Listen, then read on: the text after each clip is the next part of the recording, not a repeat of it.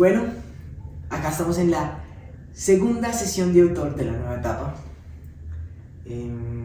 La intención de esto siempre es generar conversaciones desde la vida de un artista, detrás de todo, y poder tener todos esos espacios que a veces hacen falta para hablar de tantas cosas que me gustan hablar en el momento en el que hago las canciones, las interpreto y demás cosas. Esto es un espacio creado para el parche y en esta ocasión va a ser algo diferente, va a ser algo especial. Samu Páramo.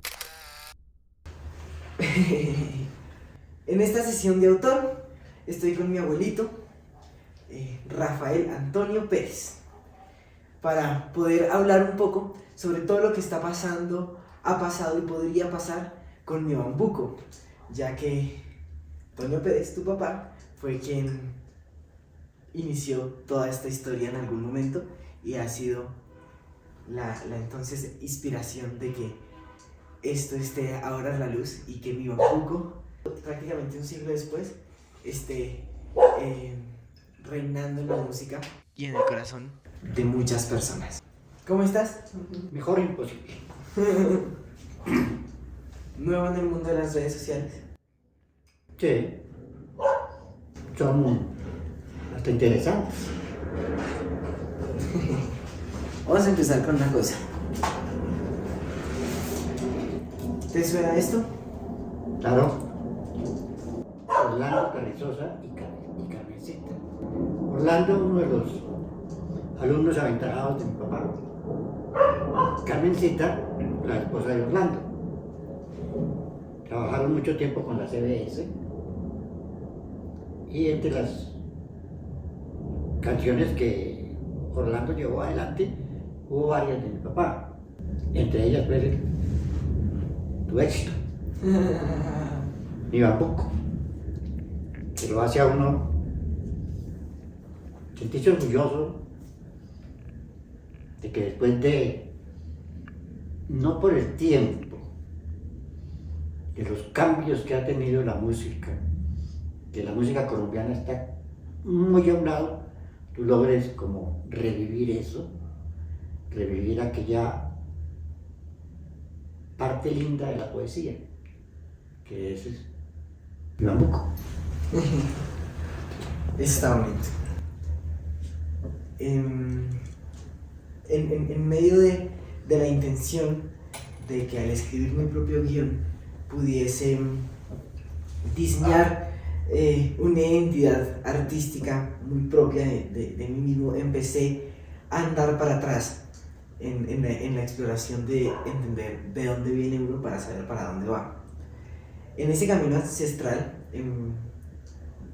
a partir de historias, de cuentos, de clases, de libros, de un montón de recursos que he usado, aprendí de la colombianidad, de nuestras raíces, de nuestra historia, y en medio de eso encontré a mi familia como un punto para tomar ese camino.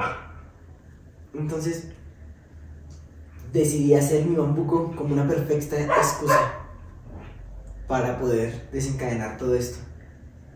Y sin pedirle permiso a nadie ni nada, me adueñé de la canción, la hice mía, la cogimos en el estudio, la adaptamos, la arreglamos, un montón de cosas.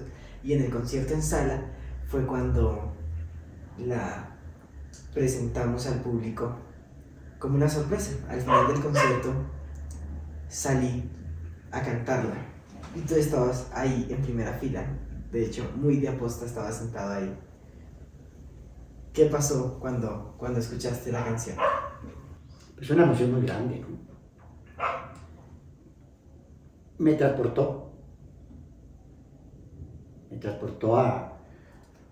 a ver a mi papá con su guitarra cantando y me llevó a cosas bonitas, pero lo más bonito fue verte a ti, ver lo que estabas haciendo, lo que hiciste con esa composición, apreciar la obra de mi papá. Eso para mí fue un orgullo muy grande, una emoción muy grande. Y es muy difícil que vuelva a sentir una emoción así. Y de todas maneras me imagino que desde la primera instancia que la escuchaste, viste que hice unos arreglos, unas adaptaciones sobre el original. ¿Cómo te pareció esa intervención? Ahí está grave la cosa. Es muy bonito, aunque hay una estrofa que me hubiera gustado que hubiera sido completa, ¿sí? Ah, de pronto es en el precoro que quitamos, que era al escuchar los acordes Esta de música armoniosa, Colombia es más primorosa y Dios tendrá más esplendor. porque en las notas divinas el bambuco colombiano palpita Dios soberano, el pabellón tricolor. ¿Por qué digo esto? Mi papá era un hombre muy patriota, digámoslo así. En sus obras siempre terminaba con algo alusivo a algo de nuestros signos patrios, ¿no? La bandera, el escudo. En una obra de teatro termina diciendo sobre Colombia, triste y dolorida, el corazón de Jesucristo impera. Por caminos de paz y hacia la gloria, Él llevará la tricolor bandera. Entonces ese pedacito, pues tú lo arreglaste, lo pusiste muy bonito, se oye muy bonito, se oye muy ya juvenil, ya lo que es lo nuevo. Ok, me gusta eso. Hablando de eso, yo justamente tenía pensado que al rescatar, digamos, esta sonoridad, empiezan a haber distintos encuentros con la parte cultural. Y me estabas hablando del patriotismo, que en medio de todo es parte de lo que se busca rescatar en mi bambuco, ¿cierto? Que entiendo que siempre estuvo muy presente en Toño. ¿Qué más sientes que se puede rescatar de esa cultura de Toño en la modernidad? Pues principalmente el patriotismo. Segundo, muchas composiciones dedicó a la madre, ¿sí? Entonces, son cosas que ya no son, digamos, comerciales. Las canciones de la madre ahora son demasiado modernas. Él hablaba de los sacrificios de las madres, de verlas luchar por sus hijos, por sus esposos, por su vida. Y ese ser era demasiado especial, demasiado grande. Y en la obra de mi papá habla mucho de la madre y la eleva al punto donde tiene que estar la madre, muy arriba. Él decía el amor de aquel Dios 3 veces santo, o el de aquella mujer 3 veces puro. Me gusta eso. También buscando las cosas para resaltar y rescatar de todas esas culturas. Estábamos hablando ahorita del romanticismo. La música moderna se ha concentrado mucho en hablar del amor coloquial, diario, como el tema popular de la música. Perdiendo un poco incluso el romanticismo, pero también perdiendo la diversidad que tiene el amor.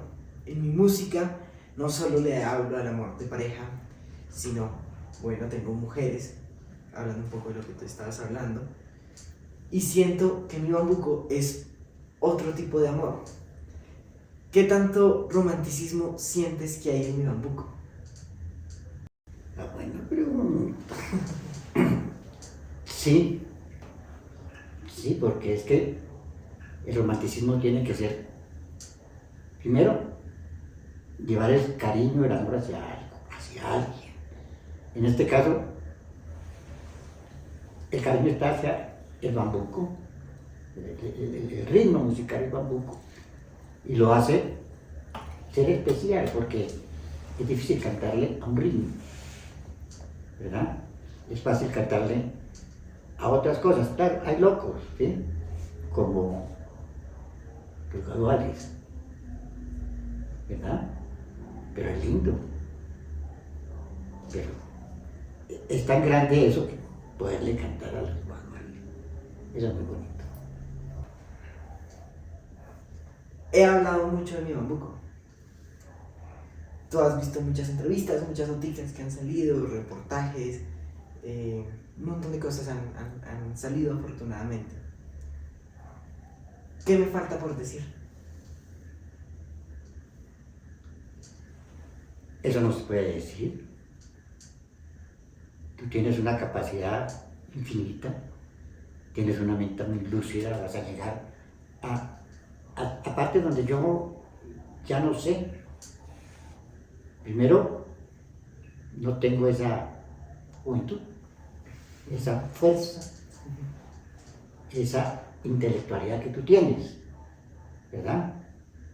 Me encantaría mucho que llegaras y buscaras algo que nos devolviera a aquellos tiempos tan bonitos como aquellas canciones de serenata, como aquellas canciones divinas que se le cantaba a la mamá, al papá, y hay canciones hasta para los hermanos y los amigos.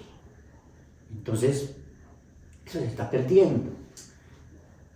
En tus composiciones has resaltado y rescatado una cantidad de situaciones tan bonitas como En Mujeres, como Amarte. Son obras divinas. Entonces, ¿qué te falta? Eso no lo sabe nadie. Tú vas a llegar demasiado lejos. Ahí sí no sé qué decir. Nunca había tenido una entrevista así, ¿sabes? Hace unos años las historias que contabas me llevaban a otro lado de él, ¿no? Un poco más cumbiambero. Después pasamos por otros lados y terminé entendiendo que lo principal fue el bambuco. Lo curioso es que no fue lo primero que supe. De hecho, empecé conociendo de él por medio de las cumbias. Entonces me llama la atención cómo, sin querer queriendo, estaba Colombia entera en esas historias. La cumbia y el bambuco, que han sido por donde más me he enfocado yo. Y en medio de eso también pregunto, ¿en qué parte de esa historia está Mompox y Monguí? No está. En sí, una sola ciudad, un solo pueblo. Generalizar los pueblos adoraba a Mompox, escuchar a Rómulo hablar de Monguí. Pero así que estuviera en una situación como de una ciudad en especial, nunca le cantó Calle, que era su ciudad natal, una sola, Cañerita, ahora que me acuerdo. Sí. Cañerita. Pues sí, tu papá trabajó en el barco Independencia. Eran de los champanes que viajaban de Dorada a Barranquilla, y él pertenecía a la orquesta del barco. Los viajes eran muy largos. A Barranquilla eran 8 o 7 días, de Barranquilla para acá eran 15. Para llegar a hablar de mi bambuco, estaba contando de toda la exploración que hice y cómo inconscientemente llegué a mi familia desde la búsqueda de la historia colombiana. Entre eso, evidentemente, leí Cumbiana, de Carlos Vives y Guillermo Barreto. En búsqueda de los relatos de un mundo perdido, aprendí mucho y me inspiró para además tener un conocimiento nuevo y empezar a ramificar a partir de ahí. Tengo una parte separadita. Yo me acuerdo que incluso creo que fue el día de mi grado, que estábamos justo acá mismo en una conversación muy similar pero sin cámaras, en donde tenía justamente esta parte apartada, que dice lo siguiente. En los años 50, varios músicos que salieron de Colombia hacia México y Argentina se encargaron de sembrar la semilla de la cumbia en esos países, y desde esto se difundió todos los países de América. Las cumbias que recorren el continente desde Estados Unidos hasta Argentina son hijas de la cumbia colombiana. México. La cumbia llegó a México para quedarse y transformarse. La cantante Carmen Rivera grabó con su conjunto en 1964 el disco A Bailar Cumbia, en el que por primera vez se llamó a este ritmo por su nombre, donde además fue el primer momento en donde la cumbia fue llevada a un estudio y fue la primera vez que una cumbia se grabó de una forma moderna. El álbum incluía 12 canciones, entre las cuales se destacaban La Pollera Colorada, El Pescador y Navidad Negra. La vaina es que quisiera que les cuentes al parche por qué separé esa parte. Por Navidad Negra, Sí, porque la historia nos cuenta de que eso lo escribió mi papá, pero no hay ningún documento oficial que lo diga. Conversaciones entre ellos, mi papá era amigo de todos esos compositores y cantantes de la época, y uno de ellos aparentemente, pues, digamos que la arregló y la tocó y la dejó para él. José Barra. Sí. Porque siempre era el orgullo decir, ¡ja! Navidad Negra tiene que ver con esta familia. Sí, sí, siempre, porque para mí hubiera sido un éxito, hubiera sido muy bueno que el papá hubiera registrado esa composición, pero allá entre amigos eso hacían lo que quisieran. Y mi papá nunca digamos que se preocupó por esa situación, la dejó así, tal vez no pensó que fuera a ser un éxito. En eso, gracias a eso empezamos a tener unas nuevas conversaciones que nos llevaron a que encontrara mi bambuco dentro de todo y rescatar esas canciones que en medio de todo sí llevan su nombre, ¿no? De las cosas que nos encantan de ese disco es que dice, Autor Toño Pérez. sí, en la parte de atrás, Sí. en el lado A, la cuarta canción, dice Mi Bambuco, Toño Pérez. A partir de eso salen muchas preguntas, como por ejemplo, ¿por qué nunca le importó aparecer? No hay tanto registro de esa historia. Él era un pionero del arte, él le gustaba enseñar, a la gente humilde. Él era feliz trabajando en su escenario portátil, en los barrios, en los teatros de barrio. La fama no le interesaba, prefería estar ahí, en el anonimato. En el barrio lo conocían, en el otro barrio lo conocían. Él llegaba a un barrio con su escenario portátil y decían, va a actuar en la compañía de teatro de Toño Pérez. Y las plazas se llenaban, no necesitaba más, y él era feliz así. Para esto, ¿no? Para la felicidad. La conversación iba a iniciar de una manera diferente. Esta sesión iba a empezar hablando de que no solo fue músico, sino que fue un artista integral.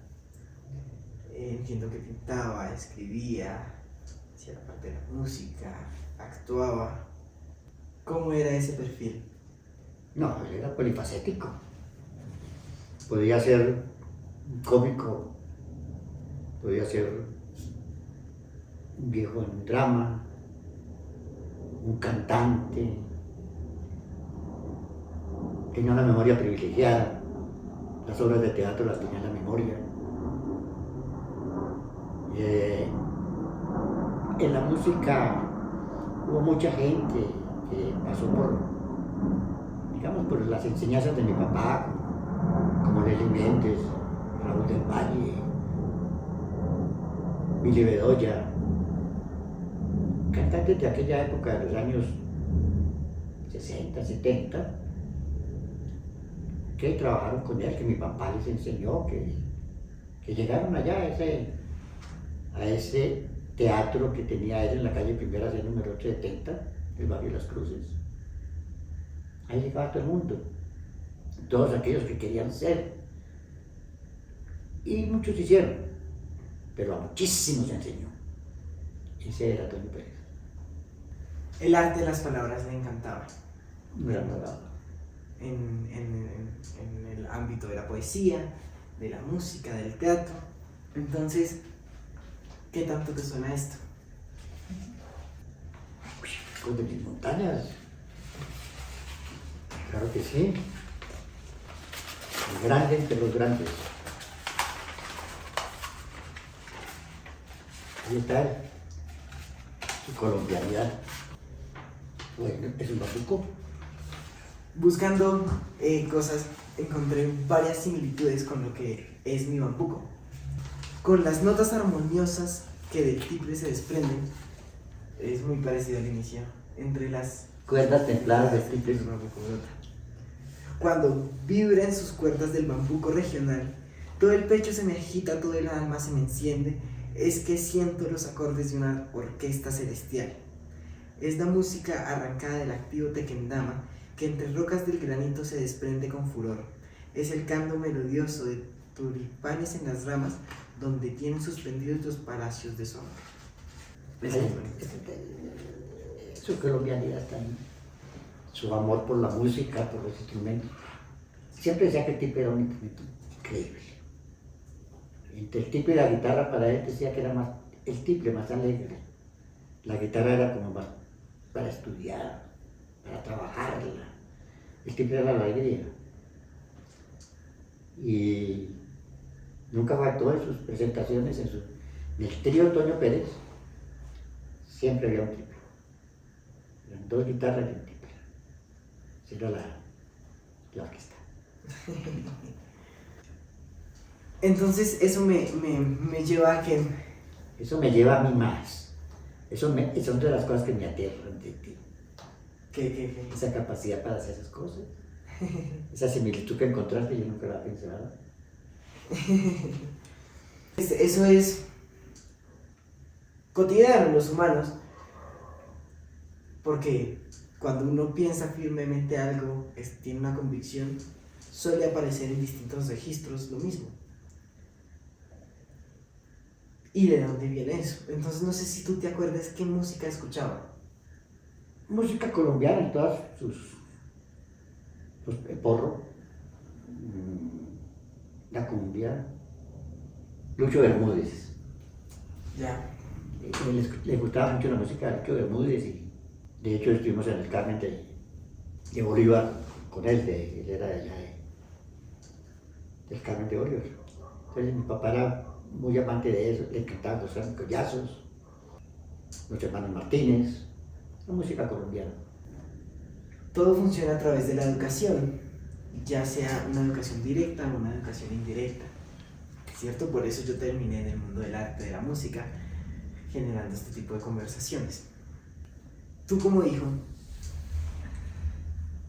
¿qué rol sientes que tuvo el arte en la educación?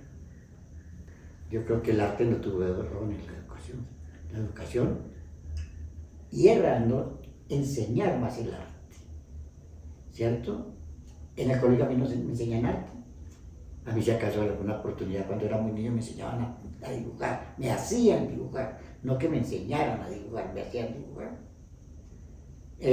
Muy pocas veces en el colegio se habló de enseñar a tocar un instrumento.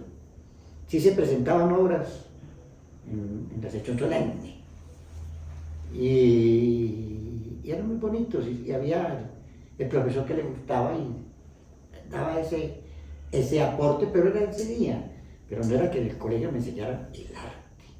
Cuando tú hablas de salvar vidas con arte, estás lanzando una proclama demasiado grande, porque el arte es eso, el arte es belleza, el arte es salvación. Wow.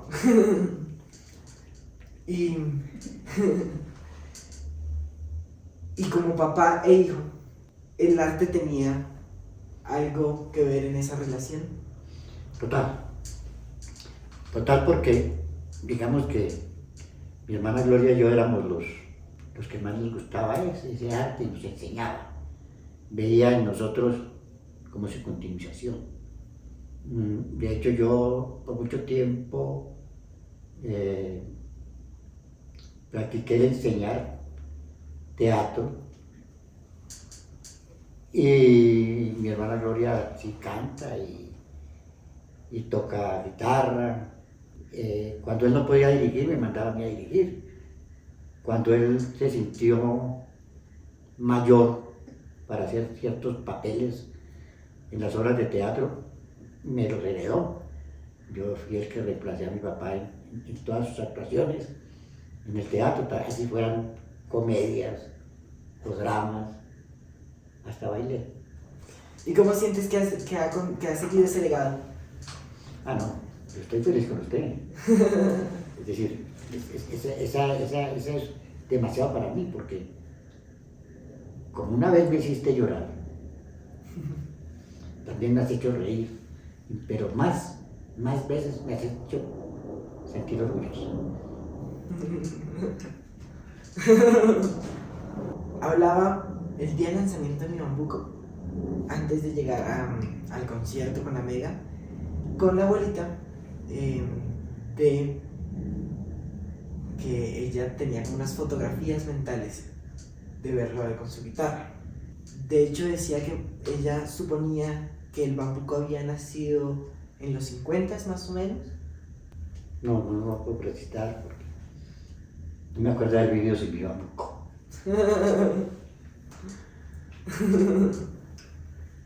Y entonces me surge esa fotografía de cómo era el espacio íntimo de él con la música, cómo componía.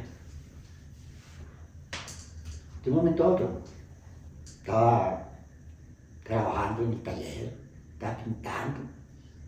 De un momento a otro se sentaba, sacaba el lápiz, se ponía a escribir. Ya no tenía una forma, una cosa, un rito para poner, no. De un momento a otro, pum, se sentaba, o me decía, acuérdate de esto. Y al rato, por la noche, yo bueno, que te dije, acuérdate de esto, sí, es que voy a escribir. Porque sí me llama mucho la atención el entender la cotidianidad de la música y del arte en una esencia folclórica, y que por mucho que la comercialicemos o la metamos dentro de la academia, eso no se puede perder. Claramente, si tú te pones en un escenario con estos micrófonos, con todo este performance, no es folclore. Pero como humanos no podemos perder esa esencia de tener al arte en la sangre más que en lo formal, como para próximas conversaciones. Bueno, para terminar, ¿cómo ves lo que está pasando con mi bambuco? No, para mí es un éxito grande, pero lo que más me gusta es que te está inyectando colombianismo, te está inyectando esa cosa linda que es la verdadera poesía llevada a la música. Feliz de esta conversación que se generó, de este espacio que hicimos, de poder generar tantas cosas bellas en ti, en el parche, tú como miembro del parche, de que mi bambuco definitivamente nos ha impactado en nuestra familia, en nuestras vidas, a mí como artista, y me sorprende gratamente ver cómo en mis días veo en las redes, en los comentarios, que mi bambuco se ha empezado a convertir en la canción favorita de muchas personas de las nuevas generaciones, de las que yo hago parte. Muchas gracias por compartir este espacio conmigo, por compartir el bambuco y por ayudarme en el proceso de salvar vidas con arte. Con mucho gusto, amigo, con mucho gusto. No, gracias a ti. Mal que pasa más adelante.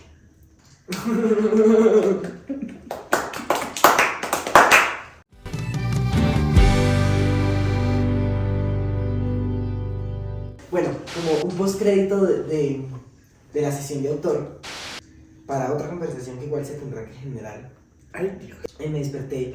Hay una pequeña referencia a lo que tú me enseñaste, que es la tripleta.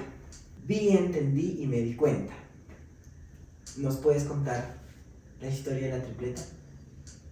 La tripleta es un vendedor de cacharro que llega a un pueblito, Mejor si la declamas, ¿la? habla su tarima y dice: pueblo, conglomeración o muchedumbre que me escucháis. Les voy a hablar en tripleta, como quien dice casco, botella o envase. Tomamos, cogemos o sujetamos la aguja, artículo o cosa, e introducimos, pasamos o traspasamos por el agujero, hueco o pasete, el hilo, hebra o hilacha. Esto lo digo en tripleta para que lo entienda, comprenda y se dé cuenta el médico, el abogado y vos, escachalandrado que me escucháis. Señaló ahí el campesinito y el campesinito le dice, pues entendí, comprendí, me di cuenta, ¿no? Ya de saber que usted es un gache, grosero e irrespetuoso.